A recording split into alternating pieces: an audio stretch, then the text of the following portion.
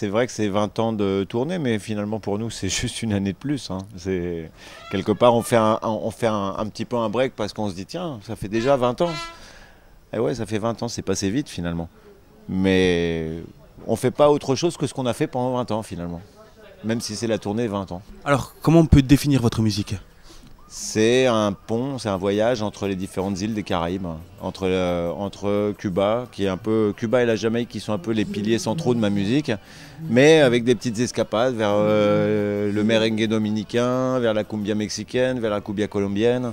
Voilà, c'est un petit peu ouais, c'est ça, des ponts entre ces différentes îles des Caraïbes.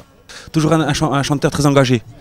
Ouais, parce que le monde ne change pas tellement en fait et ça me donne pas des... J'aimerais bien moi chanter sur des trucs plus légers, mais parfois voilà, c'est ce qui sort parce que ça me fait réagir quoi, ce qui se passe dans le monde. Et comme ça fait 20 ans qu'on est là et que des fois on se dit que finalement les choses elles changent pas beaucoup quoi, en 20 ans.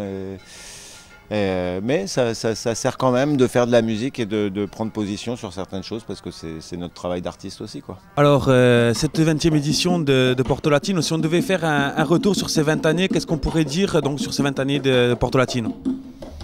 On va dire essentiellement qu'aujourd'hui on revient un petit peu sur cette soirée à nos origines, puisque avec 3 groupes latino-américains, cubains, chiliens et Sergent Garcia, ça va être une ouverture particulièrement festive qui va symboliser justement l'anniversaire de ce festival pour cette 20e édition, qui va nous rappeler les ambiances des années 2000, des débuts des années 2000, où il y avait essentiellement que des groupes latinos et il y avait une ambiance particulière qu'on va retrouver ce soir. Alors oui, c'est un peu l'année charnière, il y a toujours de l'électro, c'est toujours aussi donc de la musique latine.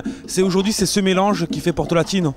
Par esprit d'ouverture et puis par nécessité économique, il est vrai que le festival, depuis une dizaine d'années, a été obligé de s'ouvrir sur les musiques du monde, les musiques actuelles et aujourd'hui sur la musique électro parce que nous avons voulu volontairement attirer un public beaucoup plus jeune pour certaines soirées et ce qui rend une programmation un peu plus éclectique et intéressante justement pour tous les publics, pour que les générations intergénérationnelles, un public intergénérationnel se mélange sur ce bal tropical de l'été.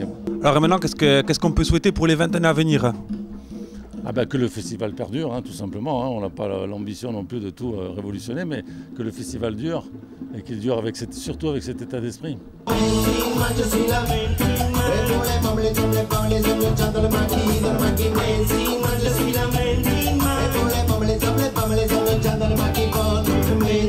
Yo soy la mente.